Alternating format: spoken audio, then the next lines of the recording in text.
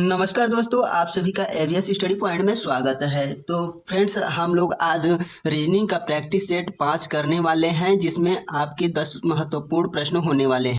अगर आप SSC, railway और वनडे एग्जाम की तैयारी कर रहे हो तो यह प्रैक्टिस सेट आपके लिए काफ़ी महत्वपूर्ण है।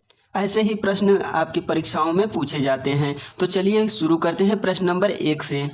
उस विकल्प का चयन करें जो तीसरी संख्या ठीक उसी प्रकार संबंधित है जिस प्रकार दूसरी संख्या पहली संख्या से संबंधित है। इसमें कह रहा है कि उस प्रश्नवाचक चिन्ह के स्थान पर जो दी गई संख्या नहीं है, उस संख्या का हमें पता करना है कि जिस प्रकार दूसरी संख्या पहली संख्या से संबंधित है, उसी प्रकार चौथी संख्या तीसरी संख्या से किस प्रकार संबंधित है, उसे ज्ञात करना है। तो चलिए इसको ट्रिक से सॉल्व करते हैं।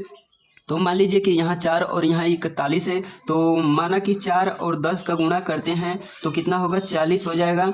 अब प्लस 1 करेंगे तो 41 हो जाएगा। ठीक उसी प्रकार इसका हम लोग निकालते हैं, तो 7 का 10 में गुणा करेंगे तो कितना हो जाएगा, 70। अब प्लस 1 करेंगे तो कितना हो जाएगा, 71, जो कि ऑप्शन में बिल्कुल कहीं नहीं दिया है। 71 जब ऑप्शन में नहीं दिया गया है तो ठीक इसको दूसरे तरीके से सॉल्व करते हैं। मान लीजिए 4 है यहाँ, तो 4 का हम वर्ग करेंगे तो कितना हो जाएगा, 16 हो जाएगा। ठीक उसी प्रकार एक बढ़ा करके 5 का वर्ग करेंगे तो कितना हो जाएगा, 25 हो जाएगा। जब 25 हो जाएगा तो दोनों को आपस में जोड़ेंगे तो 16 और 25 कितना हो जाएगा, 41 हो जाएगा। तो 41 यहाँ संबंध निकल के आया है। ठीक उसी प्रकार इसका पता करते हैं, तो 7 का वर्ग करेंगे कितना हो जाएगा, 7 का वर्ग करेंगे 49 हो जाएगा। ठीक उसी प्रकार हम एक अगली संख्या लेकर 8 का वर्ग करेंगे तो 8 का वर्ग 64 हो जाएगा।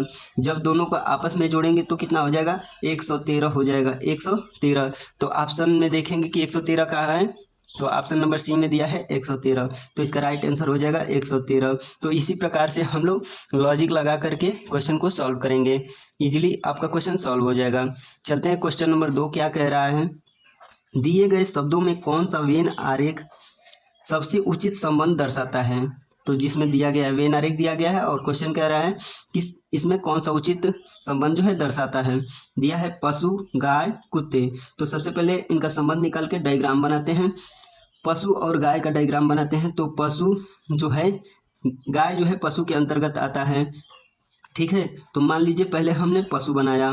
पशु क्या है, गाय जो है पशु है, तो गाय के अंतर्गत आ जाएगा।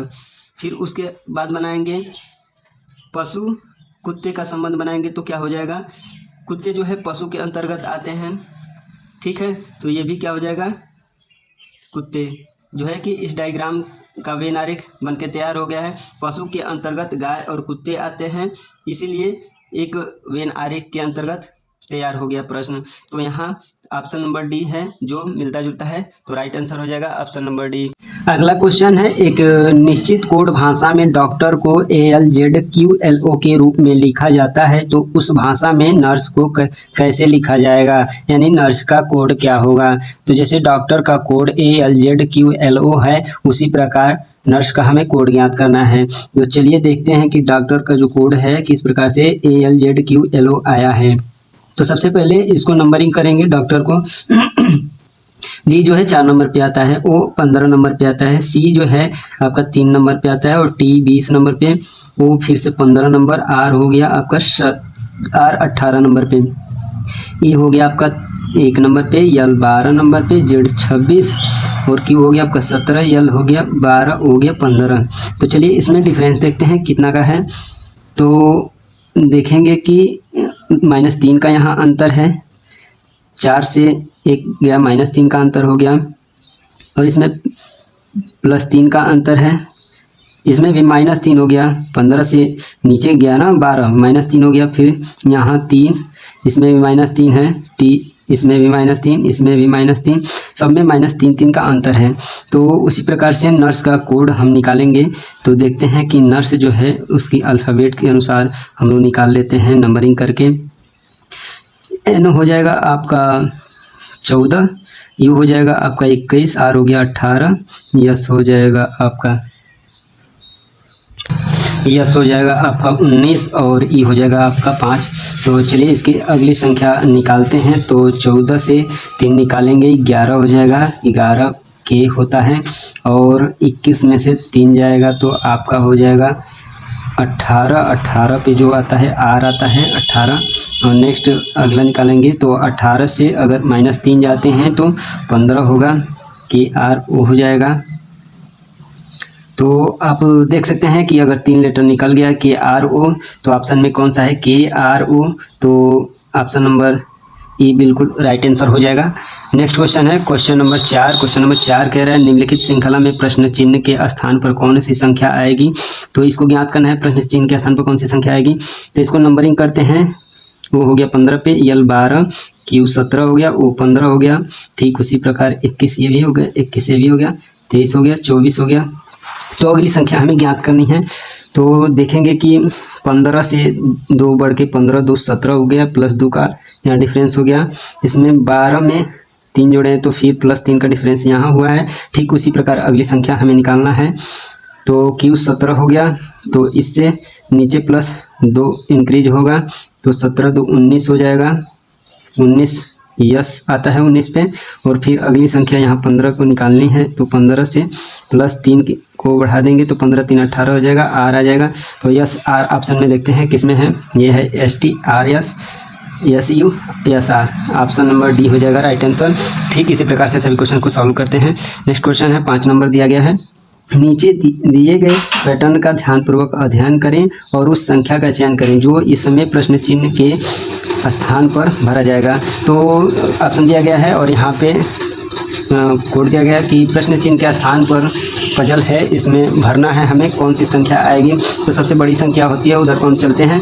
तो चलिए अगर एक ट्रिक लगाते हैं, उसको देखते हैं कि फार्मूला काम करता है कि नहीं करता है।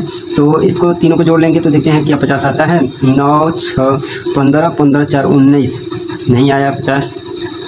तो ठीक है, देखते हैं कि 9 6 का 54 54 फिर 4 क्या डिफरेंस करेंगे, 9 में 6 का गुणा करेंगे 54 हो जाएगा, और -4 कर देंगे तो 50 हो जाएगा। ठीक इसी प्रकार इधर भी देखते हैं।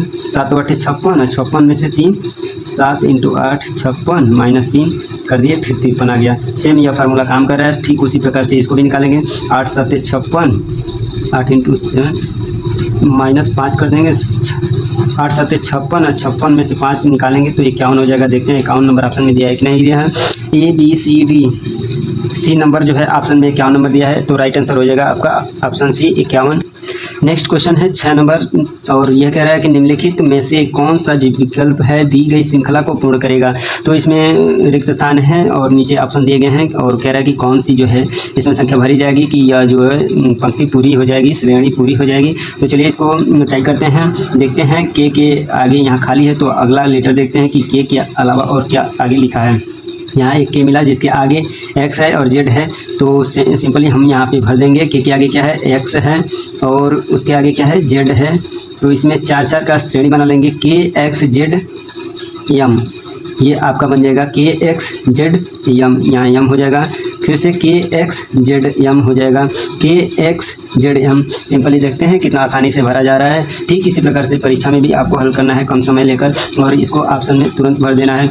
X Z M X option में मिलाते हैं कौन सा सही है। X Z M Z X, S X X Z M Z X, X Z M Z X, option number D जो है राइट आंसर हो जाएगा।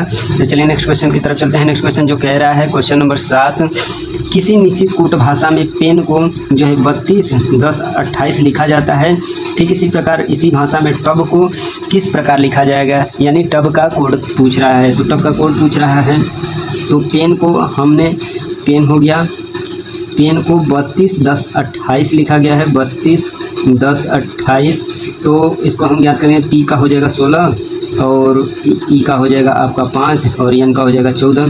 तो यह 32 10 28 कैसे आया है, तो 16 में 2 का गुणा कर देंगे, 5 में 2 का, और 14 में 2 का गुणा कर देंगे। तो 16 दूना 32, 5 दूना 10, 14 दूनी 28।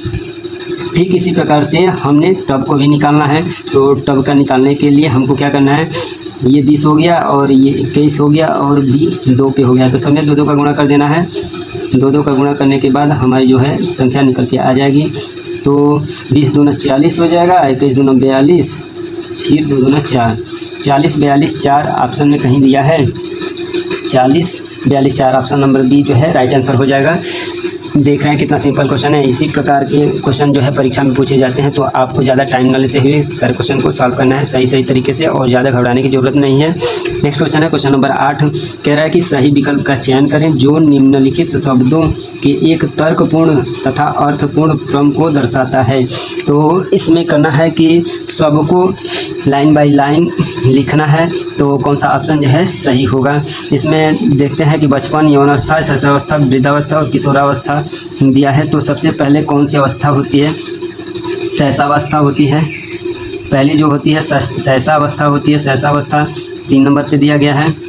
फिर उसके बाद क्या होती है? शैशवावस्था के बाद बचपन आता है। बचपन के बाद आपका क्या आता है? किशोरावस्था आता है। किशोरावस्था के बाद आपका क्या आता है? यौन अवस्था आता है। यौन अवस्था के बाद क्या आता है? वृद्धावस्था आता है। तो देखते हैं कि ऑप्शन नंबर में कौन सा मिल रहा है। 3, 1, 5, 2, 4। 3, 1, 5, 2, 4। ऑप्शन नंबर 1 जो है मिल रहा है। तो सबसे पहले वाला ऑप्शन जो है ए राइट आंसर हो जाएगा। नेक्स्ट क्वेश्चन की तरफ चलते हैं। क्वेश्चन कह रहा है क्वेश्चन नंबर 9। यदि x का अर्थ प्लस है, यदि गुणा का अर्थ प्लस है और प्लस का अर्थ भागा है और माइनस का अर्थ गुणा है और भागा का अर्थ माइनस है, तो नीचे दिए गए समीकरण का मान ज्ञात करें। नीचे दिए गए समीकरण है, इनका मान ज्ञात करना है जिसमें चिन्ह परिवर्तित कर दिया गया है। तो क्या कह रहा है? भागा का अर्थ क्या दिया है? माइनस दिया है। ठीक, इसको 5 उतार देंगे। माइनस का अर्थ क्या दिया गया है? माइनस का अर्थ x दिया गया है। माइनस का अर्थ x नहीं इंटू दिया गया है। और प्लस का अर्थ क्या है? प्लस का अर्थ भागा है और गुणा का अर्थ प्लस है। तो इसको सॉल्व करते हैं। 76 माइनस 5 इंटू 6 नहीं, इसको भागा कर देंगे। 6 में 3 का भाग देंगे, 2 हो जाएगा।